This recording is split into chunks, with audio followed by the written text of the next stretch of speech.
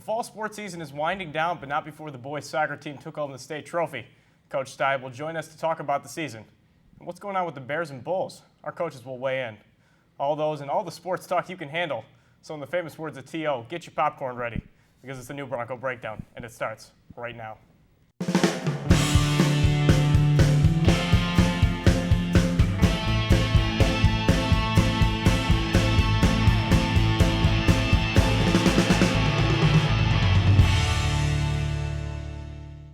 Hello and welcome to the second episode of the Bronco Breakdown. I'm sure that you already know our coaches. We've got Coach Sanchez for football, Coach Gorman for boys cross country, and Coach Ronconi for boys tennis. Welcome back, guys. Thanks. Great to be having us. Thanks for Can we clear something up right off the bat? Because I believe the World Series has ended. That's correct. And there was only one man who was willing to pick the Red Sox. Coach Sanchez. I do believe that was me. I don't. You don't. Have you reviewed the tape or? The last time I viewed, I don't remember him saying they would win anything. Oh, okay. So he just said that they would, They might advance, but not necessarily win. Okay. Semantics. How'd the Indians do, by the way, Coach Ronconi? The Indians lost. Let me make one quick statement on it, Mark. In a best-of-7 game series, the first 4 games, they were up 3-1, much like the Cubs in 2003 and the Yankees in 2004. The bats went silent. The pitching took over. My hat's off to the Red Sox. But it will never be off to him. I do believe we have other guests that would like to be spoken to today. So I imagine let's that's true. get off This is a point. day for soccer. Let's get away from baseball. I agree. All right, well, last Saturday night at North Central College, the boys soccer team won the 2007 AA state championship over Neuqua Valley. Not only did they win the game, they did so in triple overtime, where Ryan Nolan scored the winning goal for a 2-1 final score. We are now lucky enough to be joined by the man who coached this team to the first boys soccer state championship for BHS and only the 6th championship for all sports in school history. Coach Stibe, thanks for taking the time out of your busy schedule to talk with us. I know that you knew your team was talented, but did you ever think that this team could be state champions? I'd put it out of my head. We've had so many good teams that haven't been able to get it done. It becomes almost like this impossible dream, and I really wasn't thinking about it. It might be cliche, but we were pretty much working at one game at a time and just making it into a great season, regardless of where that ended, never really imagining that it would end with a state title. Scott, I again want to congratulate you on a great season. At the pep rally earlier this week, you gave credit to your wife, and we're all coaches. Just for a second, if you would, talk about the commitment that coaches' wives have to make to put up with what seems to be an endless season. Even my own assistant coaches don't really know what my wife knows in terms of the number of hours, just the hours away from home, let alone the hours when you are home and you are so overwhelmed mentally with your team, with your game plan, with all those kinds of things. And so, I think the most amazing thing about my wife is that she just doesn't ever complain, never. I might get an occasional "I miss you," but it's never there's never anything that makes me feel guilty about doing the job I do, and that's because she loves those boys just the same and honors the commitment that I've made to this program. So she's outstanding. Coach Stibe, congratulations on a great season, first of all. On the last episode of Breakdown, we talked a little bit about how your team handled the tough Hersey loss the week before. And we were commenting and making guesses about how you might approach that with your team. Can you share a few words with that? What kind of things did you say to your team after that loss, and how did you personally handle that loss? I think the most important thing about the Hersey game would be we were given a chance in our conference championship game to play against our first-round opponent for 100 minutes. It was an outstanding practice session for what would be playoff game. And despite losing, not only did it give us a little bit of angst and a little bit of extra edge to take them on, but again, it was a full session of practice. It gave us a great look going into practice the next few days before that first playoff game to know exactly what we were going to face. I thought we had a great game plan going into that game, and then it turned out to be a very similar game, and we were, into overtime again, and Cameron Riley scored that goal to give us the win. But it was a good loss for us. You do talk about good losses, and for sure, you don't like it at the moment. You finished first in state, but second in conference after being undefeated in conference all year. It's kind of silly, but Hersey played a great game that night. Their keeper was outstanding. give them a lot of credit for that, but certainly in the long run, that was a good thing for us to have that last game leave us with the taste of, yeah, this isn't who we are. We don't lose, and we certainly learned a great lesson that night going into the playoffs. Coach, not so much a question, just more of a congratulations. I know how hard you worked, your whole staff works, and getting a chance to watch you guys a little bit this year, and obviously at the end of the year it was exciting for me to watch how your team grew and how you grew with this team. And I know being at that state championship game was probably in my 12 years, if not the most exciting event, one of the most exciting events I've had the chance to see. So I just want to let you know that for me, and I'm sure all the other coaches and teachers here and students, just how proud we are of you and your boys, and just enjoy it. Really enjoy it. We thank you for all the excitement this year. I've certainly enjoyed winning the title, and for these boys, the 18 boys that were on our team and our coaching staff that was directly on the team, I think it's pretty special. But I got to tell you, just walking through the halls, I've received so many comments, so many emails. The night we won, I got text messages into about 2:30 or 3 in the morning. Pretty incredible. And I think when you hear people say that this is the neatest, athletic event, or one of the neatest events, period, since I've been at Barrington High School, that's pretty outstanding for our school and our community. And I'm proud to have been able to be directly a part of that for this school. It's great for our whole community. It's great for our whole student body. It's just been a wonderful, wonderful thing. Now, Coach Steib, talk a little bit about the players and how they stepped up big during the state tournament, where you had guys playing a lot of soccer in a short period of time. You got Tommy Unak, who did an outstanding job as the keeper. At our banquet just a couple of nights ago, one of the things I spent a little bit of time talking about was how many different occasions throughout the season we had players step up and make big plays. It started all the way back in August. It carried all the way through the playoffs, whether it was Tommy Unak in the championship game with just under 5 minutes to go, saving that penalty kick, or Ryan Nolan putting his head on the ball. There were plays like that all season. Jack Valentine scores a game-winning goal against Deerfield in overtime. Ryan Nolan against Palatine in triple overtime. Just amazing, amazing play. Frank Ingrafia comes off the bench and serves the game-winning goal in the first game against Hersey, putting the ball on the back post to Cameron Riley. That's off the top of my head. Given a few more minutes, I could probably list, it was about 25 minutes of those moments the other night at the banquet. So we had big plays being made by big players, and these kids deserve so much credit for what they did.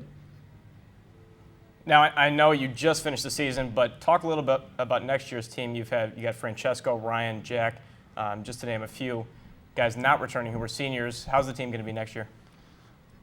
Well, we'll be all right. Last year we graduated 14 kids, and it worked out all right this year. Certainly, Francesco's been the most dominant forward we've had in the 9 years I've been here. We played the most difficult schedule we've had, and he still got it done. You can't say enough about Francesco Furio. Made all Midwest honors, just short of being All-American, and third player in school history to get that kind of accolade. So he's been amazing. We're going to miss Brian Bernal, Matt Bechtel, and Alex Ledke, our back line. We set every defensive record that's in the school book at Barrington High School for boys soccer. They've all been rewritten. We do have Tom Unak coming back, so that's definitely a good thing. Ada Osbe, our second leading scorer, will be back, and I'm so looking forward to the new turf field. Hopefully that gets approved. But Ada really stepped it up on the games we played on the AstroTurf, and I think that having your goalkeeper and a proven goal scorer back gives us a good start. Andrew Komnick, Frank Ingrafia, Ryan Mangun in the midfield. We're going to be okay. We're going to need some boys to step up. Our two younger guys, Tim Rudnicki and Will Farrell, both sophomores, going to need to go from being sophomores to juniors and from young men to men here for next year. But we'll be all right for sure. We've got a great program. The mentality is there, and some of the biggest components are there, and we'll get these guys to compete for sure. All right, well, thank you very much, Coach Steib, for talking to us, and once again, congratulations on a great season. Now, the boys soccer team was not the only team at state this weekend. The girls cross country team finished 9th, and the boys cross-country team finished 13th as a team. So, Coach Gorman, what did you think of the job your team did this past weekend? I was really proud of the way the guys ran this weekend. The girls especially, they came out and really set the tone for the day. They ran first. Ended up 9th place. Top 10 finish is always extremely respectable in state, especially when they had a little bit of health trouble throughout the season. Had some trouble putting together a cohesive top 7, but I think Coach Revolta really did a nice job. And whatever it is that she says to those girls beforehand, they always step up on the big day. So the girls team really had a great day on Saturday. And the guys did very well as well. We're going to lose a couple of very important seniors to us, our top 3 runners, Matt Barnes, Dan Corfoot, Mike Pfeiffer, all guys that have really put 4 years into this program. We talked last week about the miles they run, all the dedication in the off season, and for really any sport, I think people set goals, they work really hard, but there's never a guarantee of the results. And to see the guys get the payoff of going downstate and performing well is something I'm really proud of. Now, same question I asked Coach Steib. You just mentioned you're going to lose a lot of seniors. Do you think you'll be able to be good next year? I certainly hope so. We have a couple of sophomores and 2 juniors in our returning lineup for next year. Sophomores, Chris Cogswell, Scott Kimes, Mark Hendrickson all made the trip to state with us. Juniors, Will Chan, Micah Koenig, and among some others, all have a lot of experience. Taking that trip to state as an underclassman is something that people really get good experience with. So I think we're going to be able to reload and get back. It's just a matter of how much work they do in the off season, and that starts tomorrow, actually. So. Right. Okay, now while BHS athletics are having success, not so much for the professional Chicago teams. After a much-needed bye week, the 3-5 Bears are up against the 2-6 Raiders of Oakland. The Bears should be able to get a win against the second-worst run defense in the NFL. However, with the way the season's going, anything is possible. So, Coach Sanchez, can they get a win and jumpstart their season? Well, you'd like to hope so. Obviously, when you play a team like Oakland, you'd like to think that they'll be able to step up and be able to jump on this, and hopefully that'll propel them into the second half. But, I think it's going to be pretty difficult. They just got to focus on it one game at a time, and most thing they've just got to do is they got to get consistent play offensively, and really be able to do some really good things. What do you think, Coach Rincon? I think Coach Sanchez is hitting it on the head, Mark, but at the same point in time, this is not a good football team. Let's face it, this is not a good team. They're not going to be a good team. And when you have a patsy like Oakland on the schedule, you should win. So a win Sunday means nothing, and there's no bright lights, and that's the end of it. But do I agree with him? Yes. This is a bad football team. I'm sorry. I think the most important question about this Bears football team is, when does spring training start? That's a great point. This season's over. It's just not a good football team. How many yards can Hester get? How many records can you break? Are we going to have a quarterback that's going to have an arm next year? I hope you see Kyle Orton. Those are the discussions. You'd like What to do see you that? think? I'd like to see Kyle Orton and see what he can do. I know one guy in our social studies department that would really like to see Kyle Orton. Kyle His Derrickson. name's Kyle. Yeah, happens to be. But, I guess being the ultimate optimist, I always hold out hope. I think there's a lot of stuff, not saying that these guys aren't. I'm just simply I think they can still turn it around. It's just got to be a one game at a time. And the nice thing that they've got going for them that I think these guys and maybe some others are forgetting is the NFC is not dominant. Right. There are a lot of average teams in the NFC, except for Dallas right now. There are a lot of teams that still have a chance and will have a chance all the way till the end. So it'll be interesting to see how it all plays out. So is the goal to be the best of the average teams and well, be the team and that hey, gets their I'll butts tell you kicked what, by the AFC? I mean, the reality is nobody thought New Orleans was going to be there last year. And you saw what They've they won did. four, and they've won Yeah. 4 straight. Yeah. And now all of a sudden they've gotten themselves back in at 4-4. I mean, we're talking about a team in New Orleans that's 4-4, and they've gotten themselves back into playoff contention. So, I mean, the reality is we'll have to wait and see what happens. So if you make the playoffs and you're average, that's still good enough. I don't Well, agree. They got to get better either way. Yeah. If you You make can the run playoffs 6 as a bad team, it doesn't matter. I still want to see Rex Grossman, but I want to see Rex Grossman in an Atlanta Falcons uniform next year. You can run off 6 out of 7, Mark. There's no question about it. But no. No. No. Now, unless you I'm the same guy who said Cleveland was going to win. But that doesn't matter. This is not a I good didn't want to football bring team. that up. I was Thank gonna you. let that go. Now, unless you were jump on living the under a rock, Patriots you knew that the Patriots and Colts had a game. Patriots won. Is that what we can see for an AFC? Guaranteed? I'll tell you what, you'd like to see it play out that way. Right. I still think the Chargers and the Steelers are going to be heard from this year. I know the Chargers lost a devastating game in Minnesota, but I still think they've got all the tools to make a great run. And Pittsburgh, when you watch them play last week against Baltimore, and keep in mind it's a poor Baltimore team right now, they still look very good. Took advantage of great field position. Oh, there's no doubt about it. But I would love to see that be the AFC Championship game. Whether or not it's in New England, I don't think it matters. I think it's going to be a great football game regardless. And this past Sunday proved that. It was great. It was a great football game to watch. It lived up to all the hype. And from a defensive guy's standpoint, I love seeing that it was a very low-scoring game. It was game. fun to watch. Yeah. So And I think, if anything, what that game proved is that both of those teams aren't immortal. If you can get pressure on Brady and pressure on Manning, they're going to make more mistakes than they usually would make. Now, they're still great football teams. You're going to have to play great to beat them. But if you can get defensive pressure on the quarterback, you got a shot. Right. Things happen. Now, believe it or not, the Bears are not the worst team in Chicagoland right now. Yes, The Bulls are struggling just as much in their first 4 games, 0-4, and still looking for someone to step up and make a difference. Tonight they'll play the Detroit Pistons, and they're looking forward to getting their first win. So now, Ronconi, how long before they get their first win? Not tonight. Not tonight. It's not going to happen, Mark. This is, again, you're confused. The Kobe situation at the beginning of the year hurt that basketball team. It hurt the chemistry. Ben Wallace is showing his age. When you're getting out-rebounded in the first 3 games by Ben Gordon, that's not what you acquired this guy for. They don't move the ball well. It's a perimeter game for them. They'll lose tonight. They will. And they'll lose a lot more. I expect Kobe Bryant to be in town soon. yeah, I was going to say, so you don't believe John Paxson when he says that? Not for a minute. Not for a minute. What about you guys?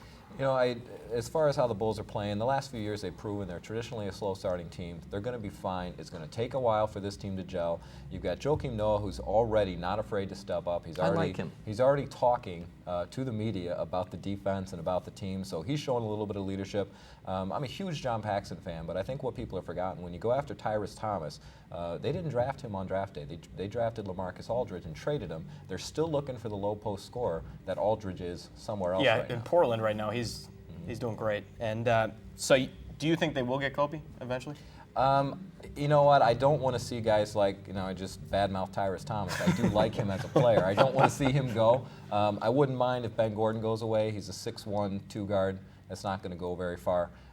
When you see a team go to overtime and not have that consistent go-to guy, and you see Ben Gordon constantly prove he's not that guy, then you start thinking about getting Kobe in town. And they're really looking for leadership. Coach Sanchez, do you think that Luol Deng can be that person? Or? I don't know if he can be. I mean, the kind of leadership that it appears that Luol Deng brings out is he's more of a leader by example. And I don't know if he's in a role where guys are going to follow him with the other strong personalities around him. So it'll be very interesting to see. I mean, Luol Deng is a great all-around basketball player. And I shouldn't say great, he's a good all-around basketball player that has the potential to be great. So it'll be very interesting. I think a guy like Kobe comes in here, and I don't know if it turns into a Sammy Sosa effect. I mean, to me, that's almost like what ends up happening is, are you waiting for Kobe to save every game? And that's where I would grow concerned. I mean, obviously in the NBA, you need a go-to guy. Michael Jordan was that guy. But Michael Jordan had great pieces around him. I don't know, depending on what you have to give up to get him, do you have the pieces around him? You can't mortgage to do that. No. And that's where I would be concerned. It almost becomes like what Mike Ditka did with Ricky Williams. Ricky Williams and the Saints, when they drafted him, they mortgaged the team, and Ricky Williams wasn't the savior.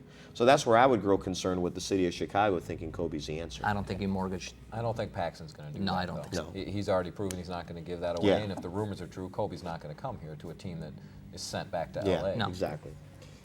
And even though the baseball season's done, they're still making headlines, most of them revolving around A-Rod, even during the World Series. The North Side, do you think they're going to get him? Do you think the Cubbies will get him? No. No. Where do you think he'll go? Los Angeles or Anaheim. Mark, he wants a $30 million salary, supposedly. Right. Alex Rodriguez brings you the chance to win every single year, but that ballpark's going to be filled whether Alex Rodriguez plays or Tom Rodriguez plays. It doesn't really make a difference. You're going to fill Wrigley Field. It's how it goes. The same might not be said in Anaheim. The same might not be said in Los Angeles. I expect him on the West Coast with a short porch in left field because he wants to hit 800 home runs. Can Joe Girardi lead the Yankees to another World Series? Not with the current makeup of that club. Okay. You need help. You're going to need help on the mound, and you're going to need to change the makeup of what that club is. They are a station-to-station club. You're going to have to run more. You're going to have to bunt more. He's going to have to be more creative. He doesn't have the pieces yet. What about the South Side? Torrey Hunter, they just made him their #1 prospect. Do they have any hope to get back? I'll tell you what, if they get Torrey Hunter, I mean, that really solidifies a lot of things for them. What a tremendous athlete he is, and what a tremendous baseball player. So there would definitely be an upgrade from Brian Anderson and from what they've got right now. I think Torrey Hunter would look great in the pinstripe, the white and black pinstripes of Chicago. So it'd be good. White Sox have a huge hole in center field. I think Hunter would be a good fit there. But wouldn't it be great if they could get somebody in center field like Aaron Rowan? I mean, how great would that be? Wait, if they he could play had for the him White Sox? That would have been a good idea. Oh, yeah. Somebody who plays hard. Let's go back to your alum. You got U of I Okay. playing Ohio State this weekend. Big game. Can Ron Zook lead them to victory? No. You are Mark, an it seems pessimist as if, today. I'm telling you, My it goodness. seems This as guy if said every yes time I in all speak, three. That's I don't think I've one-word ever answer. said He yes. sounds like Brian Urlacher at a press conference. certainly not captain negativity, but Mark, this is a no-win for Ron Zook. This Ohio State team is phenomenal. I can't see them. I just can't see U of I. Juice Williams cannot get it done against that defense. This Mendenhall looks like a nice football player. I think Yeah, you'd from agree. Northwest. Can you run effectively against that defense? Or I should say, can U of I run effectively? fold No, them today. the answer is no. Now, what do you think about this? Has been a crazy college football season, hasn't it? Oh, it has. It's been absolutely, from my standpoint, it's been outstanding. I love to see all the upsets. I love to see the parity. I love every week how it's there is a constant excitement as to what may happen this weekend. So, it'll be very interesting to see how the last few weeks play out. All right, well, thank you guys. This has Thank been you. fun. Always is. Be back there in about a month. Great. I'd like to We'll be thank, back again. I think you'll get him to say yes to that. To be back I in would about a month. say Would you say yes. I think It'll be the that's- holiday edition. I'll He'll be in a say great yes. mood. I'm the He'll say Italian yes to Santa that. Claus. That's I'll right. be He'll say here. yes to that. There's no There's doubt the about camera. Coach Ron Coney. Isn't be it there. nice to feel that way? Well, thanks again to Coach Stibe for joining us. And until next time, for Coach Sanchez, Coach Gorman, and Coach Ronconi, I'm Mark. Thanks for watching.